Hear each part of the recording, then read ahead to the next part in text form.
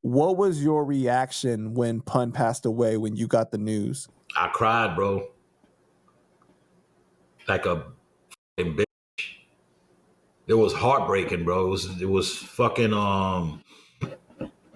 it was crazy because I spoke to Pun. I think it was about 2 months before that happened. I didn't speak to him after that, when he passed and everything. But it was heartbreaking, man. It was heartbreaking because it was more of the just the way that it happened. You know what I'm saying? Like after the fact, when it was explained how it happened and what he went through, it was like, it wasn't just like a death, it was suffering.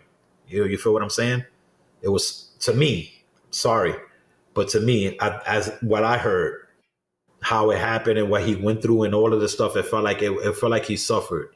You know what I'm saying? So Who called you? Who called you to tell you? man, I don't even remember, man. I don't even remember. I don't know if it was Cuban. I don't even remember. But do you remember like the literal reaction immediately, like when you heard it? Like you remember that moment though? Yeah, I remember. I said when they told me I was in the where the fuck was I at? I was in the bathroom, and then I didn't hear when they told me. It was my son's mother had told me that the Earl was on the phone. It was Earl, and then when I came out, he was crying. He was crying like crazy, and I couldn't understand him. And then he told me, and when he told me and shit, I hung up. I just hung up. I don't even know if I hung up or if I just put the phone down. But it was just bad. It was bad, but it was fucked up. It was just hurtful, man. You know what I'm saying? It was hurtful. Yeah, it was crazy. You ended up making it out to the funeral though, right? No, then I couldn't make it. You couldn't make it. What was the reason? I was locked up. Oh, you were? Yeah. So when you received the news, you were already Locked up, meaning in the position that it was in my household. Oh, okay. So you were on house arrest. No, it was worse than that. It was just a family situation. Got you. Okay. All right. Where I just wasn't able to go nowhere. I just wasn't able to go nowhere or go do anything or anything. I was pretty much before Pump passed, I was already going through something like huge, something really big and shit like that, and of family wise situation thing, and I just wasn't able to go. And then the thing, like when he passed, before that, I just lost a real good friend of mine as well, in a huge car crash, and his daughter. So yeah, it was him and his daughter. His daughter was how long was Kaylee? She's 3 years old, and they died in a head-on collision. Yeah, it was a head-on collision. Somebody crossed the median in the highway and went head-on with him, and killed him and it was my goddaughter, and killed her upon impact, and the wife survived or whatever. Say his wife survived, but that shit right there that broke me more than the Pun situation. This was a person that I was with every day, and just it was like a brother. He was the first person that I met and was with me when I moved to Florida.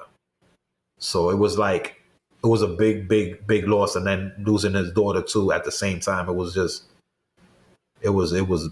heartbreaking that we just came from that funeral when they were in the coffin together. That was like the worst shit I've ever seen in my life. And then a couple of days later, we get the news about Punch. So it was just not a good time for me. I wasn't in the right mind. I wasn't in the right place. Right. How long did it take for you to make peace with Pun's passing? It wasn't long. It wasn't really that long because remember, we all went our separate ways. You know what I'm saying? We all went our separate ways, and it was quite a few years. Yeah, we kept on. I kept in contact. I call him whenever. It wasn't like every day. I would call him every week or whatever. You know what I'm saying? But whenever I go to New York and shit, hit him up, boom, see him, whatever. Or on the phone. Every time I talked to him on the phone, he was always on the road. Never fucking home. Always on the road. So talk to him. I talked to him a couple of times too when he was in the Fat Farm. And that's it. And then a lot of time went by, and then he passed. And he passed. But I mean, that still was a devastating loss, not just for It you. was. I mean, it was. It was. We had a great relationship, and it was just you lose somebody like that, and it was like the dude. It was different because he lived his dream. You understand what I'm saying? He lived his dream. He wanted to be the biggest rap artist ever. So he was able to live that. And for his health to take that away from him, it was fucked up. It was bad. And then, who you going to blame for that? It was just messed up, man. It was bad. It was pretty messed up. I felt more hurt for like his kids than anything else. Because whatever anybody would say about Pun, listen, I was there.